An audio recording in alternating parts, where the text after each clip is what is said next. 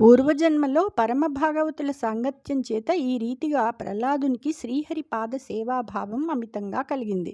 అతనికి సూటిగా మోక్షభావం పెరగసాగింది. అతడు జ్ఞానులకు విధేయుడు, మహాభాగ్యశాలి, పరమ భాగవతోత్తముడు, కర్మబంధాలను తెగకోసి పవిత్రుడైన వాడు. అటువంటి కొడుకుతో వైరం పూని నిర్దయుడై తండ్రి రాక్షసరాజు అయిన హిరణ్యకశిపుడు అతన్ని చంపడానికి ఆదేశించాడు అని చెప్పగానే ధర్మరాజు నారదుని ఇలా అడిగాడు: పుత్రుల్ నేర్చిన నేరకున్న జనకుల్ పోషింతురెల్లప్పుడున్ మిత్రత్వంబున బుద్ధి సెప్పి దురితోన్మేషంబు వారింతురే శత్రుత్వంబు దళం పరిట్టియడ నా సౌజన్యరత్నాకరున్ పుత్రున్ లోక పవిత్రు తండ్రి నెగులుం వందింపనెట్లోర్చెనో.